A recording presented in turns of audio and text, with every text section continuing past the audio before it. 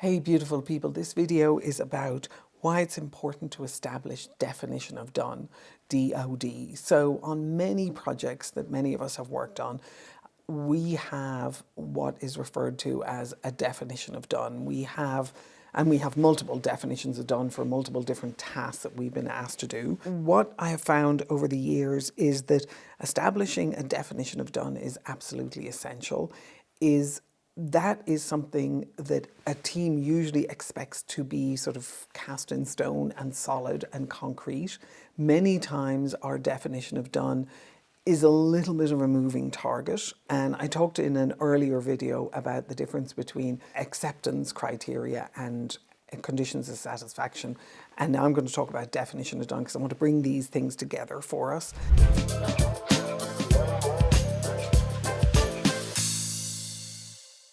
When we think about definition of done, I think it's very important to help people understand that if you're adopting the language action model and you're adopting the approach of saying, I want to manage based on commitments, and I want to manage based on networks of commitments, and I want people making real commitments because I want to be able to create something I can actually rely on and that the status reports will make sense for me. What I would really encourage you to look at is, how do we not start work without a good, clear understanding, preliminary understanding of definition of done. Now, the rate at which our projects are moving right now and the speed and the complexity that's happening all around us means that definition of done month 1 and definition of done month 6 might actually be different. We have historically looked at that as scope creep. I am much more interested and have used this approach on projects of looking at it as a shifting understanding of what real value and what real definition of done looks like. And if we do that, what it means is that we focus on the learning that needs to happen for us to build more sophisticated understanding with the customer. We don't look at everything that the customer asks us to do as being increasing the scope of what we're doing. Sometimes if we have effectively train them to have those discussions and dialogues with us, we're actually reducing some of the scope that we're doing. Now, that's less frequent than we're increasing it. But what I'm interested in here is, how do we begin to look at what definition of done looks like in the context of knowing that the project is evolving and we are doing an enormous amount of learning, both as a project team, as a technical team, as a research team, as a scientific team, and so are our customers, because the world is moving fast around us. And a lot of the project management approaches and technologies and thinking and common sense and mindset were built for a world that was a lot more routinized, a lot more stable, a lot more predictable, and moving a lot less fast. Even though to the people at the time, it probably looked like it was moving super fast. So let's talk about definition of done and why it is so important for the success of your project. Many times, particularly people at more junior levels in projects who don't have the wear and tear, shall we say, or maybe we'll call it the experience of having worked on multiple different projects, they will jump into the performance phase of a project or the delivery phase of a project readily and happily and quickly. And what happens in that case is they haven't taken the time to really sit down with the customer, whoever the customer is, whether it's their immediate customer who might be their team lead, whether it's their next level customer who might be the head of the director of a project group, or the VP of a project, or the CTO of an organization, or ultimately the CEO. And are the head of product. And so when we don't take the time to define definition of done, either at the micro or the macro level, what happens is we end up doing a lot of rework, redoing, rethinking, relearning, and we miss our opportunity to really be able to do that shared knowledge with our internal customer at whatever level that customer is at. And we also miss that opportunity to be able to do it together. So many times projects nowadays are so complex, particularly as we begin to incorporate a lot of AI and machine learning. What's happening is we need multiple people in a room as we begin to define definition of done. What I've noticed is we think definition of done is concrete, it's a blueprint, and it's cast in stone. And That makes sense given our history of trying to manage scope of projects.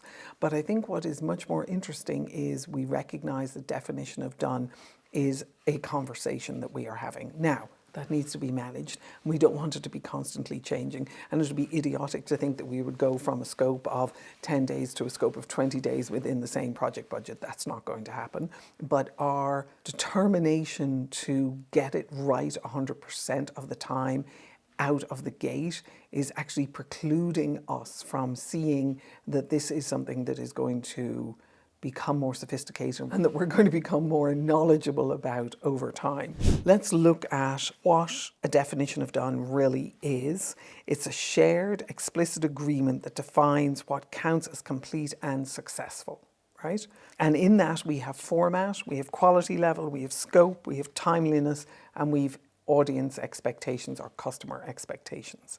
And that definition is something that we can take a really solid stab at as we begin a project, knowing that we will refine it over time with both parties being in the conversation. So Teams Use DoD definition of done, both in agile at the story and sprint level, creatively to align subjective quality expectations. So want to set standards for what quality actually looks like in terms of deliverability, and also cross-functionally so that we're able to bring unique perspectives and unique learning and unique knowledge together in a way that we can define what definition of done would look like. And particularly if we have handoffs, most people call them handoffs, but if we have collaborations between two different functional areas and we want to make sure that when something is declared done with one group and the other group is the downstream receiving of that, that we have a really shared understanding of what definition of done looks like for both teams. So it's a very useful framework to really begin to think about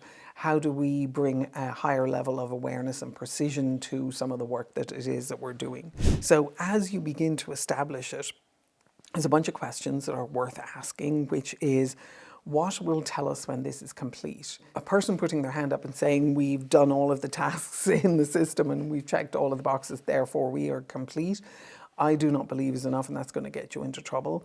I think if we can recognize that there is a person who can say, we've had a look at this, we've reviewed it, we've tested it, we think this is done, they're the person who's in a position to be able to declare what that will look like when it is done. What does it mean for that to be complete? The other thing is, can we document it in simple, complete terms?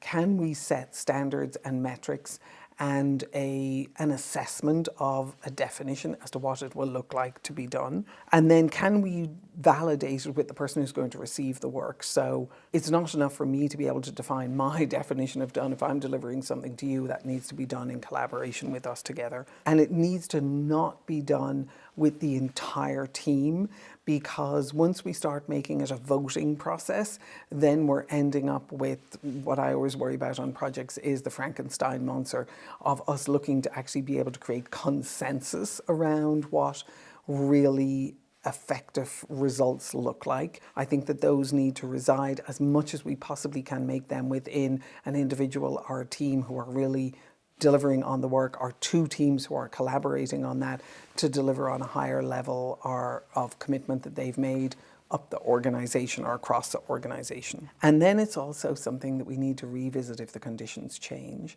So right now, the kinds of projects we're working in and the dynamic nature of the world we're working in, the speed of change that we're working with, conditions are changing all the time. So now we've got a role in the project and a capability in the project that we really need to have, which is a person or a group of people who are able to have these conversations on an ongoing basis and who aren't the people who are resisting the change or who are not committed to educating the customers or who are trying to manage the scope without any change for the duration of the project. This requires a level of negotiation capability, a level of deeper understanding, broader understanding, and a level of lack of defensiveness that allows people to actually be able to co-invent together and to still keep their eye on what their primary concerns are in terms of scope and budget and management and delivery time cycles for the project. Done isn't someone flipping a switch or checking a box. It's really a shared declaration. It's a shared understanding. It also isn't static because it does evolve with context. Obviously, we don't want it to be a completely moving target, but we do need to recognize that it is something that is going to evolve as we progress through the project. And it isn't something that is a personal assessment. It is something that is negotiated between one, two, or multiple different people. Obviously, the smaller number, the better. And what I found over years is that attention to this is what really brings a level of awareness so that it gets incorporated into each level of the project. As I've talked in other videos, when I talk about conditions of satisfaction, that gets incorporated into. So it becomes part of the conversation that the project team is having on an ongoing basis. If I'm a junior person, I know that if I don't understand who my customer is for a certain piece of work, I don't get the work started until I know who is looking to be satisfied by the work. And I also don't get the work started if I don't have an understanding of what definition of done looks like or conditions of satisfaction look like. So as you start thinking about the frameworks that you want to bring into your project, just recognize the importance of bringing an understanding, an ability to converse around definition of done into your projects, and then begin to set your own frameworks and standards for exactly what that means for your particular project, depending on the variables of your circumstances and the speed and the change in the market that you're working in. As you do this, and you start thinking about the relationship between an internal customer and definition of done, I've got a white paper which I think will be very helpful for you. It's called Execution by Design. A lot of the focus of my work is on the execution layer and helping people identify that and design it and plan for it and make it successful and put it into practice where the rubber meets the road. And so this white paper is available through my website. It is under www.jenniferkenny.com/execution under free resources on my website, and it's also a link down in the comments below so you can pick it up there too. As you start doing this and you start diving into what makes a successful project and how do I be a successful project lead or a successful project manager, really encourage you to drop me a note in the comments below. Let me know how it's working for you and whether or not these videos are helping you. I'm committed to there being more effective project managers in the world who actually get to enjoy the work that they're doing and bring more joy and energy and innovation to their projects. And I hope that you will be one of them. I look forward to hearing from you. Take care and good luck.